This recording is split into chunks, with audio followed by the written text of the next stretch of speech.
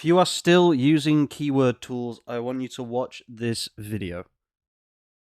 I haven't used keyword tools in months, okay? Because I've realized that ChatGPT can just do it for you.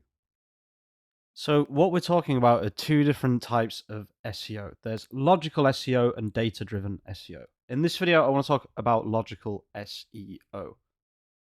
Now, with data-driven SEO, what you do is you pay for Ahrefs, or you pay for keyword, or sorry, you use keyword tool on Google Ads Keyword Planner, whatever it might be, and they are very, very good ways of finding trending keywords. But personally, what I've been doing, and this works best for websites with not a lot of content, maybe 10 to 20 pages. What I've been doing is I've been using my custom GPT. So if you go on the GPT store and you click search public GPTs, and you type in topical authority. Now, we want to be looking for the Phoenix. It's this one right here. This is the much improved version. And I'll also leave a link to this in the description of this video. And what you can do here, there's a couple of ways to use this, but I'm just going to show you the base way of doing this. So I've been working on this website, BizGuru.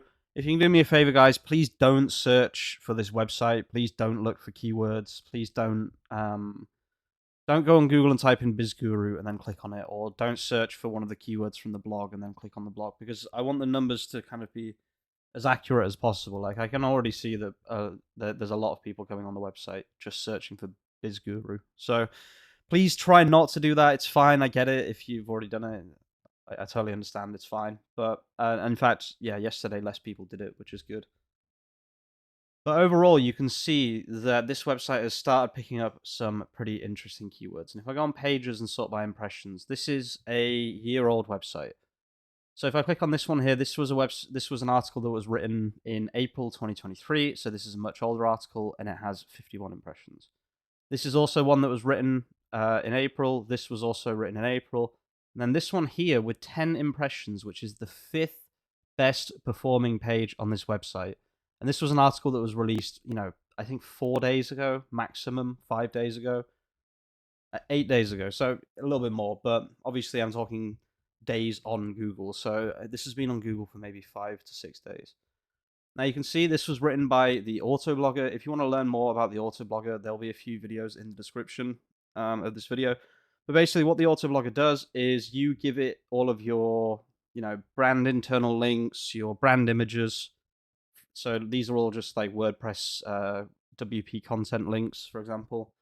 And then what it does is it spits out highly relevant, highly contextual articles, which I found have been ranking very, very well on Google. And this one is particularly interesting with the emojis. I think this is pretty cool. I might actually encourage it to do this a little bit more, because I think this is probably good for ranking, even though it seems a bit cringe. And yeah, this is basically what I've been doing. So I've been using ChatGPT to do all of my keyword research. So what you can do, because this is a startup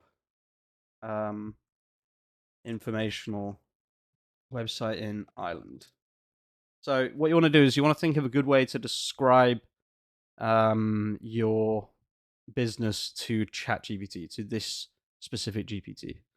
So you can see already it's misunderstood completely. I mean, business startup. So you can see it's just not understood. So I've said instead it's specifically business startups in Ireland, like how to start a business in Ireland, that kind of stuff. Now, one thing I didn't do is I didn't create the pillar pages. So what I should have done first is created, I should have created these pages here. So a starting a business in Ireland page, a business registration and legal documents page, funding and grants for Irish startups, Irish market research analysis, taxation, business planning. This is something I should have done so that at the top, just like on something like Tiny Home Hub, you can see that this is organized in a little bit of a better way. So I do recommend doing this first. I didn't do this because this website wasn't made by me. It was made by someone else. But I do recommend, first thing you do is that you make these pillar pages like you can see here. Sorry about all the ads. Ezoic is crazy. So yeah, there are loads under here, for example. I think this is a really important part of the process. I didn't bother this time round just because I didn't make the website, like I said before. But I would say this is pretty important. Now, You can also just take these as blog posts. A lot of people get kind of obsessed with pillar pages, blog posts. You can just do everything as a blog. Like if I do starting a business in Ireland and I search it on Google, and remember I'm in Ireland, so this is highly relevant information. I'm no longer targeting the US. I'm currently targeting Ireland. So, that's what's relevant. So this looks like it's probably a blog post. Like it doesn't say it's a blog post, but you can see it's basically a blog post. And let's see, 4 things you need to know before starting a business. Let's have a look. Accounting.ie, perfect. This is literally just a blog post. So a lot of people they get obsessed with pillar pages. And I will admit that the first one here, citizensinformation.ie, this is what is known as a pillar page, I would guess, although this still looks like a blog post. So Google doesn't really they don't really have this difference between pillar page and blog post. So you can just write these as blog posts. It's not really that important. You don't have to post them as pages or whatever it might be. There is this obsession with pillar pages, and it's probably my fault because I do talk about them quite a lot. But I just use it to mean like a page that is important to your website. I don't mean like it has to be posted specifically as a page on Shopify or on WordPress. It can be posted as a blog. It's not a big issue.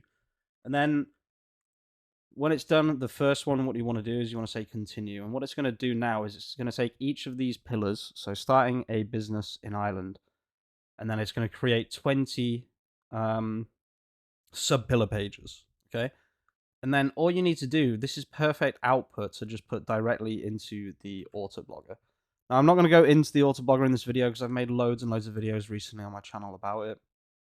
Basically, all I have to do now to write articles is find a few topics, put them into this tool here, save it, and then run the script. And people are saying, like, this isn't actually saving time, blah, blah, blah, but this is saving me a lot of time.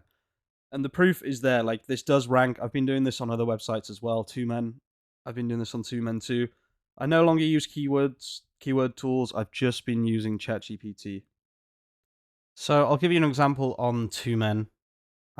This is an article that the topic is clearly suggested by ChatGPT. This clearly comes directly from ChatGPT. You can see, just by the way it's written, the ultimate guide to men's winter outfits for 2024.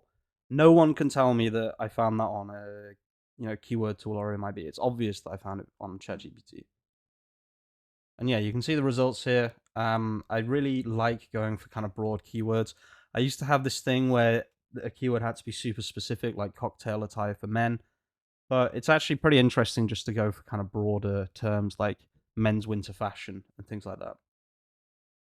I've been doing this on a number of websites now for the last 3 months. I can't really go into too much detail about client sites, and obviously with client stuff, it's checked a lot more thoroughly.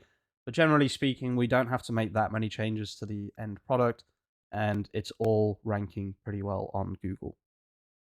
Now, some people are going to watch this video. They're going to think I'm full of crap. That's fine. I'm sure I'm going to get a load of comments saying this is a load of crap. But for the people that are actually listening, thank you so much for watching. And I really hope that you check out the topical authority generator that I made with the Phoenix logo because it works really, really well. I've had very, very good feedback from other people as well, not just from me. I'm not just blowing my own trumpet. There are other people that are telling me that this thing works really well. It comes up with some really interesting ideas that they just would have never thought of. It comes up with ideas that don't come up on keyword tools because we are covering the topic logically.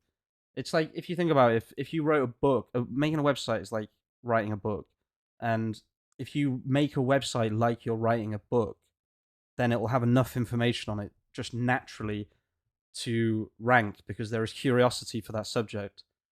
Because there's curiosities for every subject. So as long as you focus on giving as much good information as possible, which by the way, I've also found shorter articles are ranking just as well as longer articles.